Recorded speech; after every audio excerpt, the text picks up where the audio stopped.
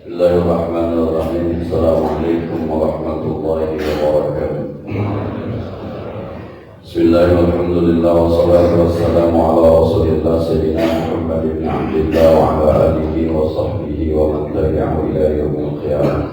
Amma ba'du, al-Fatihah ila hadratin Nabi Mustafa Rasulillah sallallahu alaihi wasallam.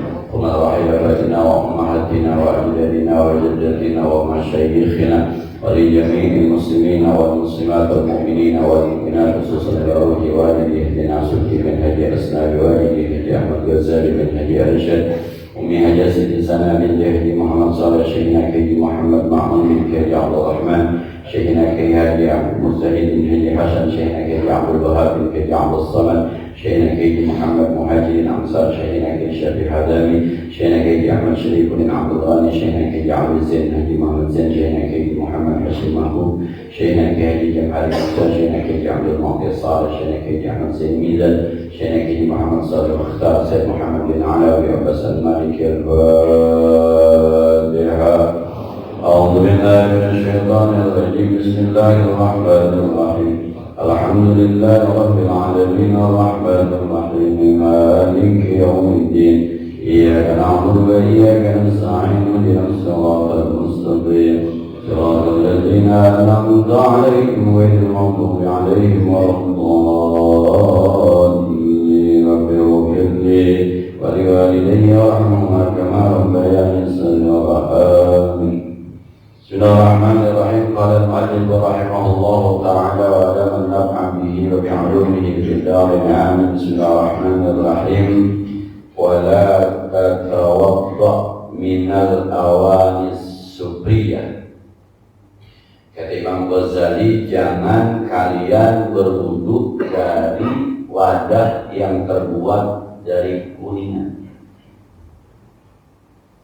Karena kemarin khawatir terkena panas matahari lalu mengkikis kuningan yang ada, naik ke permukaan air, panasnya kemudian kita ambil untuk berwudu di tangan kita, nempel di muka kita, nempel di tangan kita, nanti akhirnya lama-kelamaan menjadi penyakit yang kulit agak gelap gara-gara wudu di air yang wadahnya jadi kuning. Bal minal khuzafiyati au jildiyati au khashabiyah. Kalau bisa dari bahan-bahan yang tidak ada lunturannya, lunturan bahannya, andaikan luntur tidak berbahaya, kulit bisa, atau terbuat dari bambu bisa. Zaman kita dulu ada bahasa tempayan, tanah, wali, tanah, tebu, tanah. Lama-lama pindah ke stainless kan? Stainless. Nah,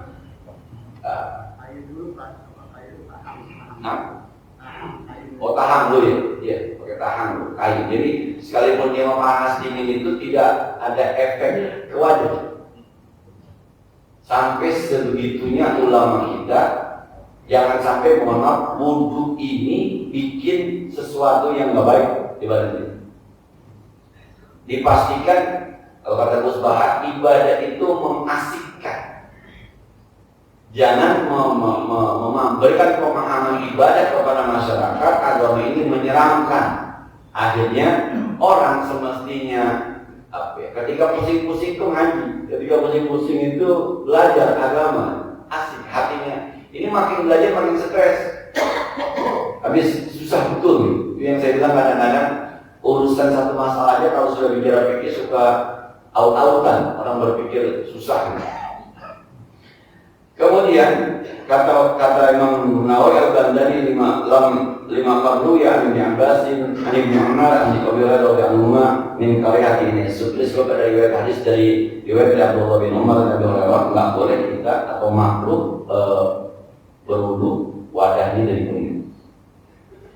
Fahadhi sab'atu makruhatun fil wudu, yang sudah disebutkan 7 makruh dilakukan oleh wudu. Makruh itu Pak, hukum yang hampir haram. Ya, kalau kita belajar usul fikih ada namanya hukum taklifi, ada namanya hukum wad'i.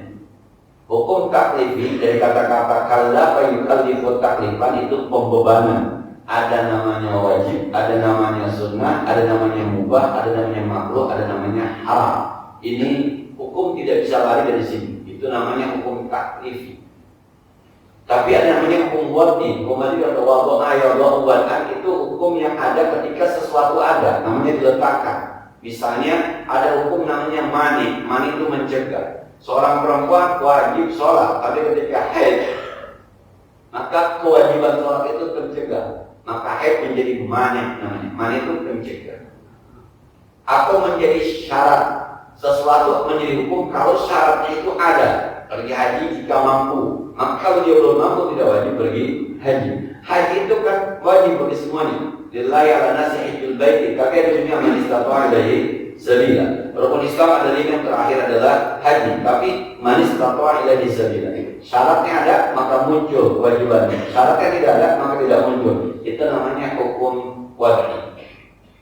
Cuma, mohon maaf, ulama kita ini saking pengennya kita paham tentang wajib, sunnah, makruh, mubah, haram, diberikanlah pengertian yang orang kita awam ini bisa paham gitu. Cuma kita orang awam kan kadang-kadang lebih cerdas dari orang alim, mentafsirkan itu sembarangan. Misal begini, sunnah adalah sesuatu yang kalau dikerjakan dapat pahala, ditinggalkan tidak kenapa-napa. Ini kata tidak kenapa-napa serem. Kita orang awam nggak ngapa-ngapa ini, begitu tuh. Maka akhirnya kagak qobliyah, kagak ngapa-ngapa, kagak baqiyah, kagak ngapa-ngapa. Ujung-ujungnya apa? Ujungnya kagak ngaji, dia kagak ngapa-ngapa. Sunnah ini tuh. Bisa. Itu karena ulama kita kan bahasanya mayusaul fi'lihi, apa yang dikasih pahala. Itu kata pahala itu orang awam, Pak. Kita nih orang awam harus pakai kata pahala dosa itu orang awam. Kalau kasih ulama dengan begitu, Pak. Kasih ulama mau ada pahalanya kayak kagak kayak bahasanya. Kalau memang itu perintah dari Allah, kerjain aja. Itu takwa namanya. Takwa itu kan yang kita lakukan nawahi. Allah perintah tahajud perintah Allah. Aminal dari tahajud. Udah, nggak mikir sunnah, kalau mikir wajib. Ini perintah Allah. Orang alim kerjain aja. Pahalanya mau gede kayak mau kecil kayak bodo amat. Tapi orang awam begitu. Ini sunnah loh, sunnah yang muakkad. Tapi karena memahaminya, sunnah adalah dikerjakan dapat pahala, ditinggalkan kagak ngapa-ngapa. Akhirnya adalah sunnah ini. Kadang-kadang orang awam lebih pintar, Pak. Kayaknya lebih pintar, lebih licin dibanding orang alim. Nah, makruh juga begitu, Pak, sama, Pak. Makruh itu kalau ditinggalkan dapat pahala, kalau dikerjakan karena apa-apa. Makruh. Padahal makruh itu hukum yang 25% lainnya haram. Ya, kalau ada 100% itu kan, yang paling atas adalah wajib, kemudian di bawahnya sunnah, mubah, makruh, haram. Dikit lagi haram itu makruh, dikit lagi haram itu makruh. Kan hampir mestinya. Tapi lagi-lagi ya, kita kadang-kadang makruh doang sih, apa-apa. Makruh doang, makruh, nggak sampai haram. Jadi kadang-kadang sebenarnya memahaminya bukan begitu memahaminya. Ulama mencoba memberikan arti tentang perbedaan wajib, sunnah, supaya orang awam bisa paham. Cuma kadang-kadang orang awam kepintaran ngajinya. Akhirnya bukan maksudnya, tapi justru jauh ditarik. Sunnah ini makruh doang, ini mah ubah itu mah. Dan ay mustamilatun ala khilafil aula, mustamilatun dia berhubungan dengan khilafil aula, perbedaan yang sangat utama. Kadang-kadang juga ada perbedaan pendapat di sisi para ulama. Kama fil nafti, sebagaimana ketika ada orang wudhu kemudian airnya dipercikan gitu, digosokin, itu ada yang bilang makruh, ada yang bilang enggak. Wa takallum, juga ketika bicara wudhu, orang sambil wudhu sambil ngobrol, ada yang bilang makruh, ada yang bilang boleh, ada yang bilang enggak boleh, maka hukumnya jadi makruh ketika kita wudhu sambil ngobrol. Wa bil khabari alladhi rawahu Abdul Razzaq an Hasan al-Kufi, dan dalam sebuah hadis yang diriwayatkan oleh Abdul Razzaq dari Hasan al-Kufi, anna man dzakara Allah, bahwa orang yang menyebut nama Allah baca bismillah, Inda wudu'ihi, ketika wudunya, tahharallahu jasadahu kullahu, Allah akan sucikan badannya semuanya. Wa man lam yazkurillah, tapi kalau ada orang yang wudu tidak menyebut nama Allah, membaca bismillah, lam yutahhir minhu, Allah tidak bersihkan badannya semuanya, illa kecuali ma asabahul ma'u, kecuali yang hanya terkena air saja. Kalau ada orang wudu baca bismillahirrahmanirrahim, yang mohon maaf di mazhab Hambali hukumnya wajib. Kalau di mazhab Hambali, Ahmad bin Hanbal, bismillah hukumnya wajib. Di mazhab Syafi'i, bismillah hukumnya sunnah. Kan Pak, kita ambil baca bismillah, mau pakai mazhab apa aja kan aman. Baca aja bismillah, kalau ternyata wajib aman, kalau ternyata sunnah utama, gitu aja. Tapi kalau ada perbedaan pendapat kayak gitu tuh ambil aja, udah jangan pakai wajib atau sunnah, jangan pakai wajib, nggak pakai sunnah, baca aja. Andaikan wajib kita baca, andaikan sunnah kita baca, mubah sekalipun kita udah baca. Kata Nabi, kalau orang membaca bismillah ketika wudu, sebelum dibaca bismillahirrahmanirrahim, yang dia basuh itu cuma muka, tangan, kepala, kaki, tapi Allah hapuskan dosa dari seluruh badan. Tapi kalau ada orang wudu tidak membaca bismillah, yang di mazhab Syafi'i tetap sah, tapi di mazhab Ahmad bin Hanbal tidak sah wudunya, maka Allah hanya bersihkan dosa dari yang terkena air wudu saja, tidak semua badan. Bisa begitu ya? Begitu hebatnya bismillah. Bismillah itu kan apa? Seakan-akan kita mengatakan begini, ini karenamu ya Allah, ini karenamu ya Allah, dengan nama Allah, ini karenamu ya Allah. Orang biasanya kalau disuruh kan ada merasa terpaksa. Kita disuruh sama orang tua kita disuruh sama atasan kita, kadang-kadang kita nggak mau juga kita kerjain. Tapi diiringi dengan kata Ar-Rahman, Ar-Rahim, karenamu ya Allah yang Maha Pengasih dan Maha Penyayang, tanpa ada paksaan sedikit pun, seakan-akan kita pasrah, udah siap ya Allah. Wala tamutunna illa wa antum muslimun. Kita diatur sama Allah, bahasa-bahasa malam-malam siap, karena Kau Maha Pengasih, Maha Penyayang. Disuruh dalam tanda petik tidak merasa terpaksa, karena masih menyebut Allah Maha Pengasih, Maha Penyayang dengan nama-Mu ya Allah yang Maha Pengasih, bukan nama-Mu ya Allah yang Jabbar, Maha Memaksa, yang Mutakabbir, yang Maha Sombong. Itu terpaksa, benar itu. Tapi dibilang Maha Pengasih. Maka kata Allah, ini kalau bahasa sekarang menurut saya, ada hamba yang luar biasa. Jam 2 malam, dia wudhu, dia mati hanya ingin menghadap aku dan menyebut aku Bismillahirrahmanirrahim. Padahal di dunia aku kurangkan dengan perintahku, mimpi indahnya aku potong dengan perintahku, tapi dia masih menyebut Ar-Rahman, Ar-Rahim. Aku Maha Pengasih, aku Maha Penyayang. Tapi kalau ada orang yang tidak baca bismillah, tetap sah wudhunya menurut mazhab Syafi'i, tapi yang Allah bersihkan hanya anggota wudhu yang memang terkena air wudhu. Itu hebatnya bismillah. Maka pada saat sampaikan, kita minum, kita haus, kita minum baca bismillahirrahmanirrahim untuk menjaga iman kita. Jangan sampai ada bahasa kita haus, kita minum, lalu hilang haus kita, yang menghilangkan adalah air, bukan Allah. Kita makan lapar, kita makan baca bismillah. Khawatir kalau nggak baca bismillah nanti ada keyakinan kita lapar, kita makan, yang bikin kita kenyang adalah nasi, bukan Allah. Tapi kalau diiringi dengan Bismillahirrahmanirrahim, dengan nama Allah yang Maha Pengasih, ngasih mulut, ngasih gigi, ngasih lidah, ngasih usus, ngasih jantung, ngasih sehingga kita bisa minum, sehingga kita bisa makan. Ar-Rahim yang ngasih rezeki sekalipun, itu mencegah jangan sampai kita lupa dengan ketauhidan. Itu Bismillahirrahmanirrahim.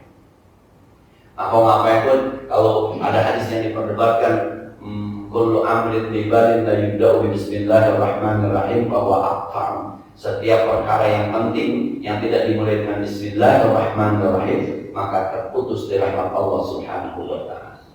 Itu hebatnya bismillah. Maka kata Nabi, yang wudunya baca bismillah, seluruh dosa di anggota badannya diampunkan. Tapi yang kagak baca bismillah, hanya anggota tubuh yang terkena air wudu saja. Qala Ali bin Ahmad Al-Azizi fi ma'na hadzal hadis, berkata seorang ulama namanya Ali bin Ahmad Al-Azizi, makna di sini artinya man sammallaha awalal wudu, siapa orang yang menyebut nama Allah baca bismillah di awal wudu, tahharallahu jasadahu zahir wal batin, Allah bersihkan jasadnya baik yang zahir maupun yang batin. Fa in lam yadhkur ismallah indahu, tapi kalau ada orang yang ketika wudu tidak menyebut nama Allah Subhanahu wa taala, lam yutahhir minhu illa zahir duna batin, yang dibersihkan oleh Allah hanya zahirnya saja, tapi batinnya tidak dibersihkan. Dengan bismillah kita menjaga hati kita dari musyrik. Dengan bismillah kita menjaga hati kita dari sifat-sifat galau, sifat-sifat duka cita. Kenapa? Sebab kita punya Allah yang Maha Pengasih lagi Maha Penyayang. Sekadar ini aja Pak, nyamping aja. Kalau di Instagram ada orang baca secara nahu, bismillah bisa dibaca Bismillahirrahmanirrahim. Rahimah. Bismillahirrahmanirrahim. Secara nahu Pak. Maka kalau ngaji nahu itu kadang-kadang lebih hari dibaca pakai, cuma itu lagi ngaji Pak, jangan lagi ngaji bicara tentang grammar bahasa Arab, tapi jangan diamali, kita berantem. Bismillah, imillah itu banyak huruf ja, bismillah, ismi, mudhof, Allahi, mudhof ilaih. Ar-Rahmanu itu khabar muqaddam dari mubtada mahdzuf, asalnya huwa rahmanu. Bismillahi huwa rahmanu, dengan nama Allah yang dia itu Maha Pengasih. Ar-Rahimah jadi maf'ul bih dari fi'il yang dibuang, artinya amdahu atau a'ni, dan aku memuji Allah yang Maha Penyayang. Bismillahirrahmanirrahim. Nah, asal tahu aja Pak, jangan belok sembahyang begitu. Bismillahirrahmanirrahim. Waduh, jangan yang itu, asal tahu aja. Ilmu Pak lebih baik tidak diamalkan kalau hasilnya jadi bikin orang berantem. Lebih baik tidak diamalkan daripada kita amalkan orang pada ribut. Sebab kalau kaidah sufi mengatakan daf'ul mafasid muqaddam ala jalbil masalih, mencegah kerusakan gara-gara ngamalin ilmu masyarakat jadi berantakan, sudah jangan diamalkan. Itu lebih utama daripada mengambil maslahat. Kita ngamalin ilmu akhirnya orang pada berantem, lebih baik kalau usah diambil ilmu tapi orangnya pada guyup kompak sebagaimana biasa. Nah, Tatimmatun, ada sebuah kesempurnaan, yusanul wudu fi mawadhi'a, disunnahkan wudu di beberapa tempat, nazamaha ba'duhum min bahri thair, yang sudah disusun dari bahar thair, disusun sair-sair bahar thair. Ini sairnya panjang Pak, saya nggak baca sairnya panjang karena di bawahnya nanti ada penjelasan dari syair. Pak, yang namanya syair dalam dunia sastra Arab itu ada notnya Pak, jangan main bikin-bikin aja. Ada namanya bahar tawil. Tawil itu panjang. Itu notnya begini. At-tala'adulu bika kufranahul hawa. Ada notnya. Ada bahar namanya kamil. Kamil sempurna. Notnya kamulat sifatuka ya rasa wa ulul hawa. Ada notnya. Namanya ilmunya ilmu aruf. Jangan lagu dangdut dimasukin ke selawat. Itu menyalahi Pak. Menyalahi. Maka kadang-kadang ada orang yang ngarang-ngarang selawat dengan lagunya itu, ini nggak beres, ini secara not ini nggak beres. Lagu biasa aja ada do re mi fa sol la si do Pak. Ada kunci G, kunci C kalau orang main gitar itu, kunci Inggris Pak. Itu ada rumusnya. Maka ada bahasa kayak orang ada ya Rabbi bil Mustafa balligh maqasidana. Itu bahasa kami, kamulat sifatuka ya rasa. Nanti inovasinya itu jangan dipasang-pasangin aja gitu. Termasuk kata guru kaligrafi itu ada aliran-alirannya. Kalau kopi begini, kalau ini begini, kalau ini begini. Mohon maaf saya tanya, maaf Kiai, kalau label halal yang sekarang ada itu mazhab apa? Mazhab Nusantara itu tidak dikenal dalam dunia ilmu. Nah, halal yang sekarang kayak wayang Pak, halalnya itu di Sukabumi saya punya sepupu namanya Kiai Muhtar Alwi, itu di pesantren daerah Cibadak.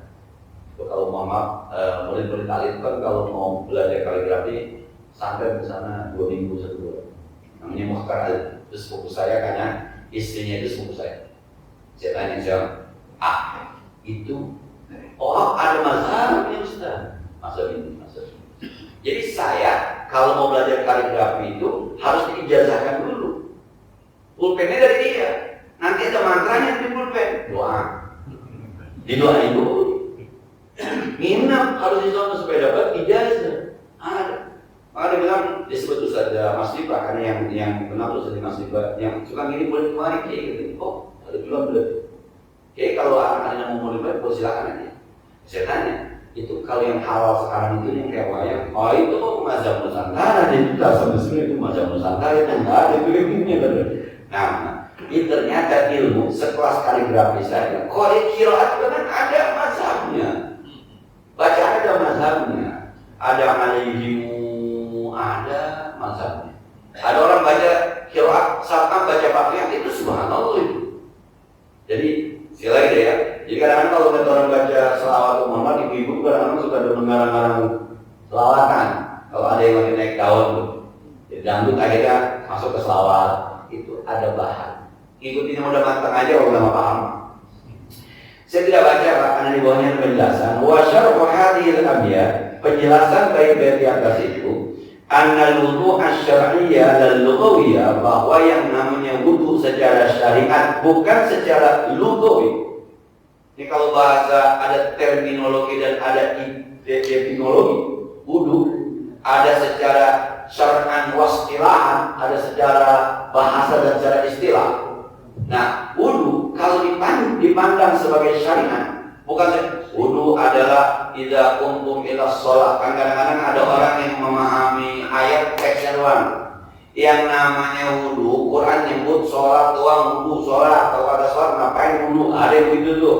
Itu tekstual namanya. Itu lughawi, tekstual.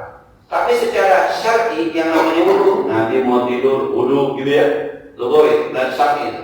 Kata ulama, kata Imam Nawawi Al-Bandani, secara syar'i alladhi huwa mujarradu ghaslil yadaini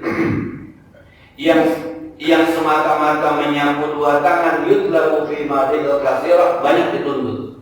Pertama, fi qiraatil Quran ay iradatu, pengen baca Al-Quran, sunnah berwudu. Nah, teman-teman yang mau ngaji, yang mau baca Quran, anak-anak yang mau pada baca Quran kan itu udah wudu belum dong, belum wudu. Jadi lama ini pembiasaan.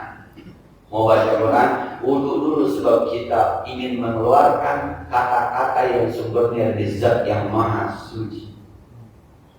Soal nanti megang Qurannya itu perdebatan para ulama di mazhab Syafi'i harus berwudu. Timbang megang Quran, Bang. Ini bicara rasa, Bang. Dulu kita pernah ngaji hikam yang udah hatam dan kita udah pada lupa ya. Kata Ibu Al-Fatihah kan begitu, tanawwa'at ajnasul af'al litanawwu'il waridatil ahwal. Orang macam-macam kerjaannya karena beda rasanya. Nah, ya mohon maaf.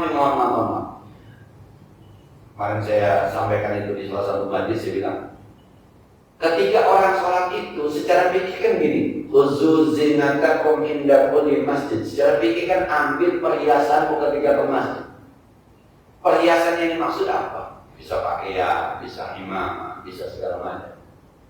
Nah, ada orang yang begini, saya kalau menghadap Allah yang maha mulia, yang maha pengasih, maha penyayang, maha indah, pakaian sembarangan, mahal.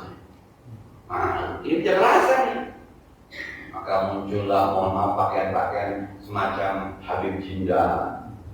Tapi kadang-kadang udah pakai gamis, pakai imamah, pakai sorban juga. Yang orang Betawi pakai apa kata tangannya reboh banget ya. Tapi ada yang berpikir, saya kalau berhadapan dengan Allah yang maha agung, maha tinggi, maha besar, maka saya harus sesederhana apapun supaya saya tetap merasa hina di sisinya. Maka muncul orang-orang kayak Gus Baha, Ustaz Abdul Somad yang pakaian yang biasa-biasa saja. Jadi yang mana yang benar, yang mana yang salah? Ini bicara rahasia.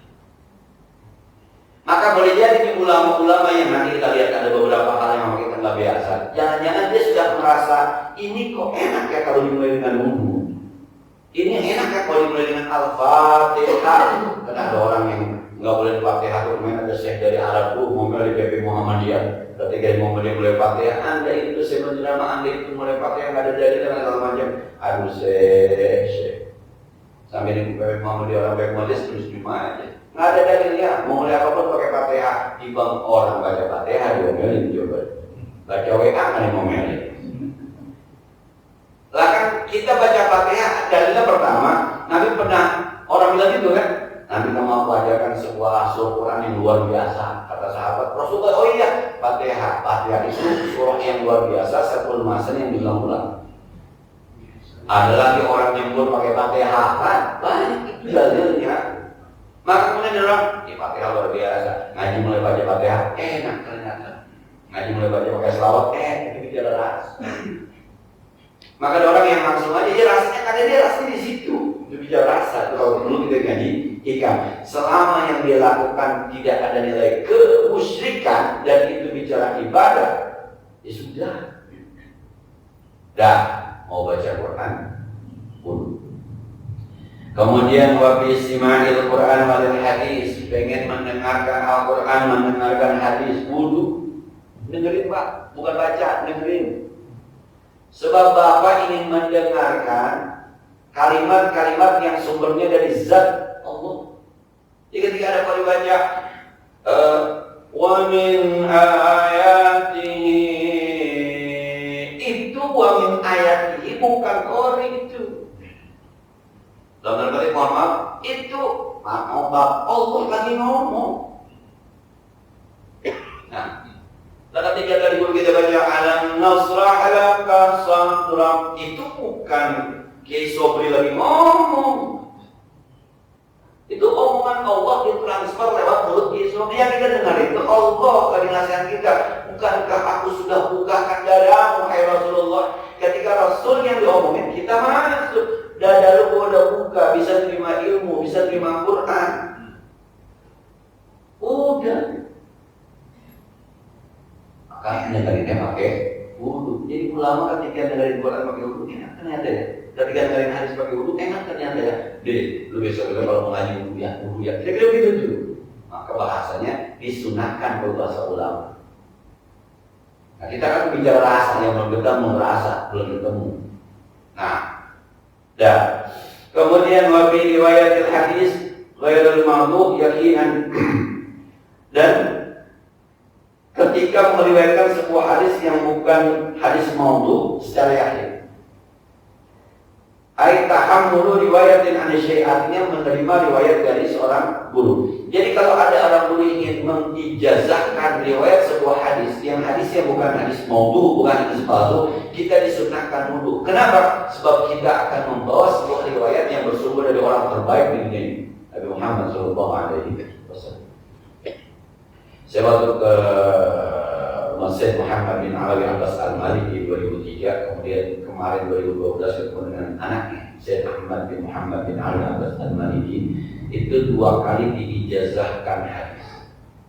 Nah, hadis yang terakhir kemarin itu barang guru kita Dr. Ahmad Budaili, barang guru kita Kiai Mahfuz Mahmud. Waktu itu banyak barang guru kita Kiai Suherman Mukhtar.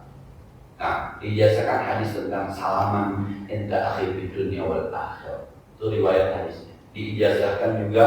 Jadi ketika saya datang itu dikasih tasbih sama dikasih air minum mineral. Tasbih satu-satu.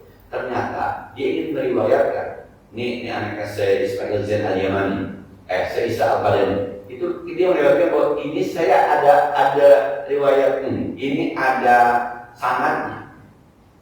Diriwayatkan sanad tasbih. Nah, ada sanad dia Pak. Jadi muter-muter tasbih ini ada sanadnya. Ada muter teman saya, wong ngaji megang tasbih yang ke arah barat. Ini ada sanadnya. Maka dia megang tasbih selesai. Tapi ada yang menarik Pak, agak yang dikit. Nah, guru saya Kiai Suherman Mukhtar itu dia memang ahli zikir ya. Itu tasbih yang dikasih cakep Pak. Tasbih yang dikasih sama anaknya Yasin Isa Al-Badani itu bagus. Saya cari, saya mau beli, enggak ketemu. Sebab saya pikir ini kan di Mekah, masa nggak ada di Mekah, enggak ketemu kan. Saya ngomong, Kiai ini tasbih, saya cari enggak ketemu, dia cakap nih. Saya mulai, ini bukan tasbih Arab, ini tasbih Kalimantan. Lihat ini ujungnya, ini talinya, ini bukan tali Arab, ini tali Kalimantan. Tali zikir Pak, tasbih talinya tak kenalan Pak. Ini Kalimantan sudah, ini kayu, ini kayu Kalimantan, bukan kayu dari Saudi. Jadi Ustaz tua cari tak ketemu, ini pesan dari Indonesia, Kalimantan punya. Saya bilang ada orang ahli zikir, jangan zikirnya tasbihnya Pak kenal. Nah, itu satu. Yang kedua, saya pernah ikut penyatraan ilmu falak di Nahdlatul Ulama di Bandung. Itu ada kiai dari Jawa Tengah. Saya lupa nama. Itu dari Jawa Tengah, saya satu nama. Terus saya nanya, Kiai, kalau ngitung gerhana matahari itu mulainya dari mana? Dia bilang, kamu pakai kalkulator merek apa? Casio Kiai, tipe apa? Ini. Oh, kalau tipenya itu begini. Kalau tipenya ini begini. Kalau kalkulator mereknya ini, katanya tipenya coba. Ahli falak, jangan kata hitungannya. Kalkulator dikenal tipenya. Sampai caranya. Kiai Pak, kiai pesantren Pak, bukan dosen. Kadang-kadang ketemu orang semacam itu, wah, ini orang ngaji di mana? Ini bukan soal nahosoro Pak, kalkulator. Waktu itu dia bercanda, kecuali Ustaz pakai kalkulator orang Sunda, kadio. Nah itu nggak ada manusia. Bukan kasih, tapi kadio. Saya ketemu ahli zikir, jangan kata zikirannya, tasbihnya dia tahu bagaimana. Saya ketemu ahli falak, jangan kata hitungannya, merek kalkulatornya dia. Subhanallah Pak, sekarang kalau teman itu luar biasa. Nah, kita ngaji Pak, kita bikin atau apa? Nah, udah ditaruh, kayak hilang gitu. Nah, dan riwayat hadis. Jadi kalau ada ulama yang memberikan hadis itu, saya bisa Yasin Al-Badani disebut dengan muslim dunia. Maksudnya dia sanad dunia. Jadi semua sanad menyambung ke dia. Termasuk saya ngaji dengan guru saya ke Mahfuz Ma'mun, guru saya ke Syarif Ahmad Syekhul Abdul Wali, terus Bukhari, Muslim, Abu Dawud, Tirmidzi, Nasai, Ibnu Majah, Al-Muwatta, Imam Malik. Itu dari sanadnya nyambungin ke Syekh Yasin Isa Al-Badani. Dari guru kita Kiai Muhammad Muhajir. Maka kadang-kadang saya kalau baca pakai itu ke Kiai Muhajirin, Kiai Kiai Syafi'i Hazam itu kan memang ada sanad saya menyambung. Kiai Syarifudin ada sanad saya menyambung. Nah, jadi ya sekali lagi ini kalau mau meriwayatkan hadis itu pakai wudhu, sebab kita ingin membawa kata-kata yang pernah disampaikan oleh Sayyidul Anbiya wal Mursalin Rasulullah sallallahu alaihi wasallam. Wa fi ta'allumi syar'iyyin min tafsirin wa hadisin, dan ketika belajar ilmu baik tafsir maupun hadis. Tafsir ini bukan terjemah, beda Pak, terjemah dengan tafsir. Kalau terjemah kan translate saja dari agama bahasa Arab ke bahasa Indonesia. Kalau tafsir itu penjelasan panjang lebar, itu namanya tafsir. Walaupun dibagi dua, ada tafsir namanya tafsir bil maksur, ada tafsir bil makmul. Ada tafsir yang menunjukkannya hadis, ada tafsir yang menunjukkannya pendapat sahabat, tapi ada tafsir yang menunjukkannya pemikiran manusia ditopang dengan ilmu pengetahuan. Mungkin di Indonesia itu yang berkembang, kalau kita tafsir bil maksur riwayat itu tafsir Ibnu Katsir, sebab selalu warwaina. Tapi yang namanya tafsir bil makmul itu mungkin tafsir Al-Mustafa Al-Marawi, disebut dengan tafsir Marawi. Sekarang guru-guru kita sekarang Profesor Dr. Quraisy Shihab, kemudian Adi Hidayat segala macam sudah mulai dalam tanda petik dengan ilmuannya berani mengambil bagian dengan tafsir Al-Misbah. Dulu ada Buya Hamka dengan tafsir Al-Azhar, itu namanya tafsir bil makul atau dengan pemikiran yang ditopang oleh ini. Nah, kenapa kalau ada penjelasan hadis ini Pak? Jadi kalau baca kitab Bulughul Maram itu hadisnya. Tapi ada kitab namanya Misbahul Zuhad, itu penjelasan panjang lebar dari Kiai Muhammad Muhajir Hamzah. Ada lagi kitab namanya Subulus Salam, itu penjelasan dari Imam Asy-Syaukani kalau nggak salah. Ada kitab lagi itu namanya penjelasan. Nah, ini pendapat-pendapat ulama yang diakui dunia bahwa pendapatnya oke. Ini orang baik. Maka ketika kita ingin membaca, disunnahkan, disyariatkan menggunakan wudu, minta tolong dengan Allah dengan wudunya supaya kita bisa memahami. Kadang-kadang Pak kita ketika baca satu kata saja itu kadang-kadang terjadi perbedaan pendapat. Mohon maaf saya sampaikan ini cerita lama. Guru saya Wahab Kiai Muhammad Mahmud pernah berbeda pendapat dengan Kiai Haji Syarif Hadami soal posisi imam jenazah ketika jenazahnya laki-laki. Jadi kalau Mu'alim Syarif Hadami ini pala, imamnya di sini. Di kitab yang lainnya termasuk guru saya imamnya di sini. Nah, itu hanya karena perbedaan membaca. Apakah dibacanya maklum, apakah majhul? Misalnya doroba maklum, artinya memukul. Riba artinya dipukul. Cuma gara-gara bacanya begitu. Apakah menganankan ataukah dikanankan? Imam menganankan kepala jenazah atau imam di kanan kepala jenazah? Itu doang, Pak. Nah, kita bisa ngomong segitu doang. Tapi konsekuensi hukumnya kalau imam di kanan berarti di sini, kalau menganankan berarti di sini. Itu gara-gara bacanya maklum atau majhul. Itu bicara ilmu. Makanya perlu berwudu baca Bismillah supaya dibimbing oleh Allah Subhanahu Wa Taala ketika memahami pendapat ulama. Dua-duanya jadi ilmu, Pak. Jadi besok-besok kalau Bapak ketemu orang sembahyang jenazah laki imamnya di sebelah sono, berarti dia menganankan imam, berarti dia di kanannya di jenazah. Itu hanya perbedaan baca apakah maklum dengan majhul.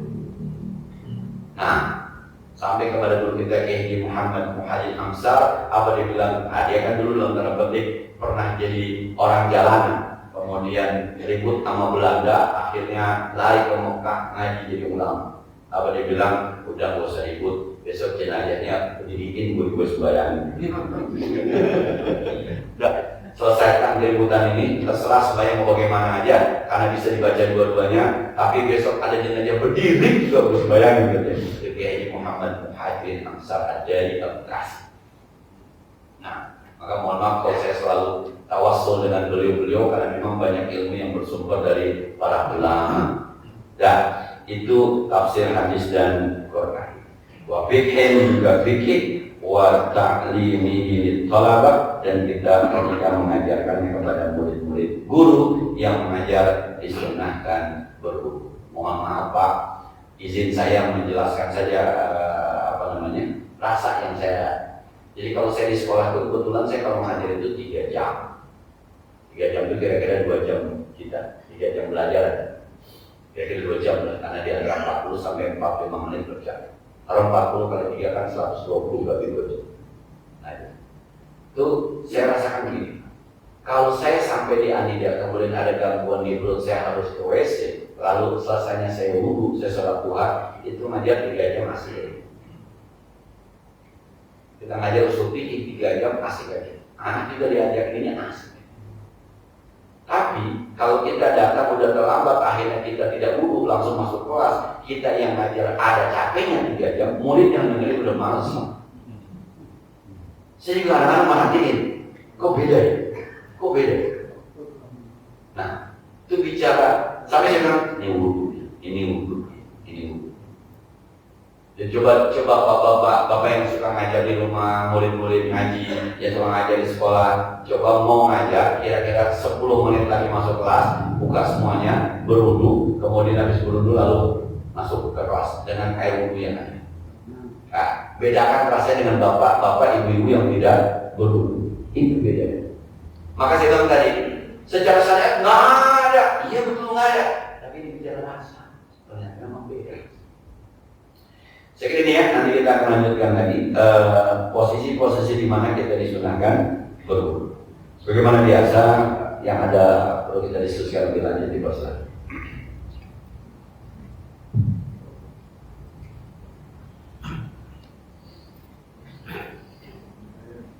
Assalamualaikum warahmatullahi wabarakatuh. Assalamualaikum warahmatullahi wabarakatuh. Masih soal dulu kita bahas yang baru selesai kita bahas.